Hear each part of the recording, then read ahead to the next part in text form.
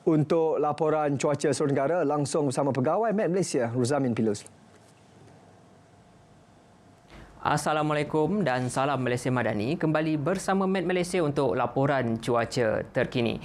Dimulakan dengan tinjauan paparan cuaca melalui paparan imej satelit terkini.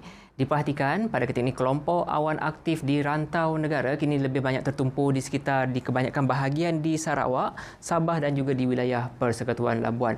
Manakala di kebanyakan kawasan di sekitar Semenanjung keadaan cuaca cerah dan tiada awan yang signifikan, kecuali di sekitar bahagian selatan dan juga di selatan negeri Perak dan juga di negeri Selangor. Oleh itu keadaan cuaca panas telah dikemas kini setakat pada jam 4.30 petang tadi.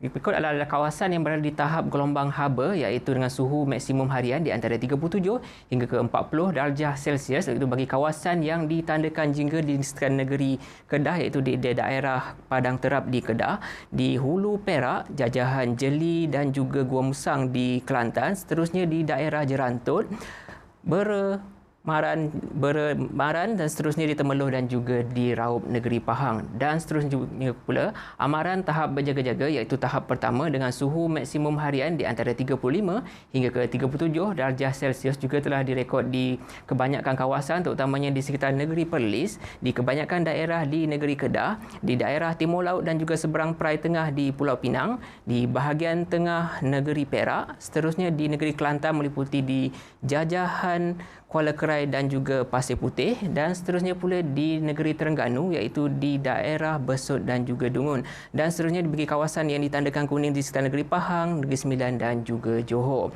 Dalam keadaan yang sama juga, keadaan 5 kawasan di Sabah dan Sarawak kini berada di tahap gelombang haba iaitu tahap berjaga-jaga. Tahap pertama iaitu di sekitar Kota Marudu, Kota Belud dan juga Tenom di Sabah dan seterusnya di daerah Limbang dan juga Mukah di Sarawak. Orang awam diminta untuk mengurangkan aktiviti di luar kawasan rumah dan mengelakkan aktiviti pembakaran terbuka serta minum air dengan secukupnya ketika berpuasa iaitu ketika bersahur dan juga ketika berbuka.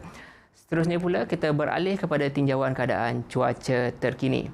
Diperhatikan pada ketika ini melalui gema radar, diperhatikan keadaan cuaca cerah dan tiada hujan di kebanyakan kawasan di sekitar Semenanjung Malaysia. Namun keadaan cuaca hujan berserta ribut petir masih lagi dicerap terutamanya di sekitar beberapa kawasan di selatan dan juga tengah negeri Perak, di sekitarnya di negeri Selangor, Kuala Lumpur dan juga di pedalaman negeri Sembilan yang mana keadaan ini kami jangkakan akan beransur reda pada awal malam nanti. Seterusnya pula, pada awal pagi nanti keadaan cuaca hujan jangkakan hanya akan lebih tertumpu di sekitar kawasan perairan negeri Perak, Selangor dan juga negeri Sembilan.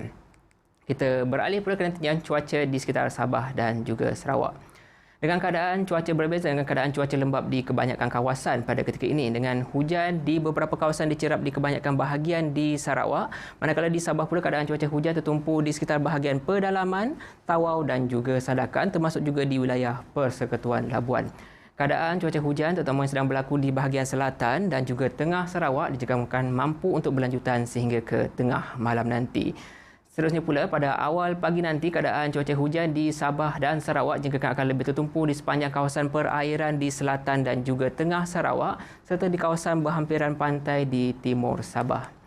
Baiklah, untuk anda untuk mendapatkan info cuaca terkini boleh ikuti kami di Facebook, Instagram, X serta YouTube rasmi Met Malaysia. Sekian daripada saya, Ruzamin Pilus. Assalamualaikum.